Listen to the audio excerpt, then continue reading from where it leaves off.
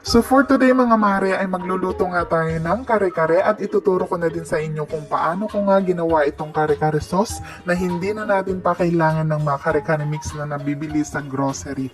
Napakadali lang nito gawin mga mare kaya tara magluto tayo. At ang gagamitin ko nga na karne ay ang pata ng baboy at syempre nalinis ko na yan ng maigi. At dito sa part na to ay titimplahan ko na yan ng bawang, sibuyas at dahon ng laurel.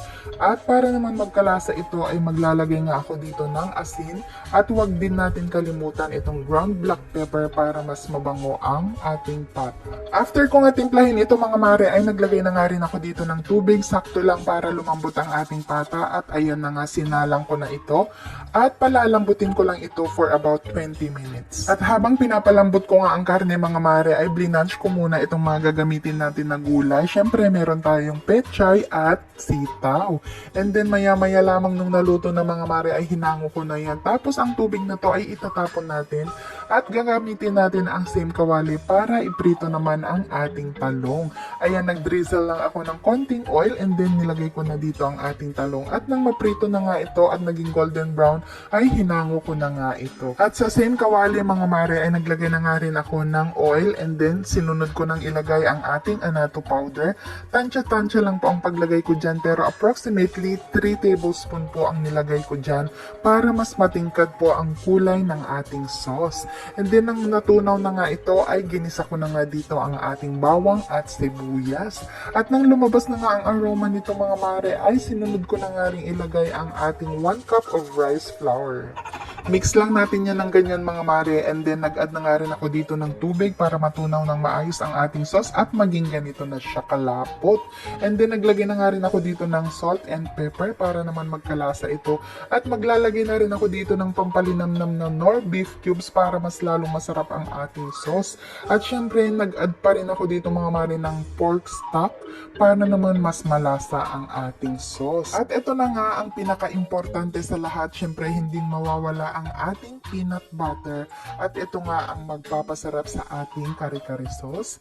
At hindi ko na nga po kailangan mag-add pa dito ng sugar dahil medyo manamis-namis na po ang ating peanut butter. At napaka-perfect nga ito para sa ating kare-kare sauce. Ang sarap ng lasa niya. At after ko nga matimpla ang ating napakasarap na kare-kare sauce ay nilagay ko na nga rin dito ang napalambot ko na pata. At for garnishing na tayo mga mare, nilagay ko na dito ang pritong talong at ang sitaw at ang pechay. Grabe, itsura pa lang naglalaway na ako. Napakasarap talaga ng lasa niya. At nakakatuwa nga mga mare dahil first time ko nga magluto ng kare-kare na hindi na ako gumamit ng kare-kare mix. Napaka-perfect nga ng gawa ko. Ay, grabe, napakasarap talaga nito. Hanggang dito na lang ang aking luto serye. Maraming salamat po sa panonood. Kain na po tayo. Ang ating napakasarap at napakalambot na kare-kare. Siyempre, lagyan natin din to ng talong at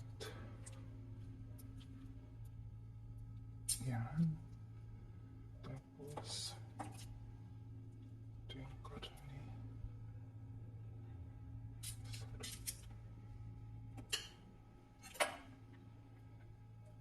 Siyempre, may bagoong yan, mga mare. Sarap. Wait lang, ito lang munang kainin natin. Masyadong malaki.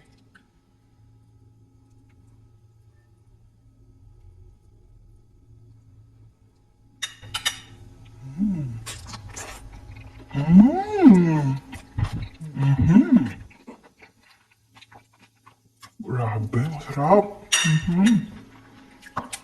Ang sarap. Napaka-perfect with bagoong.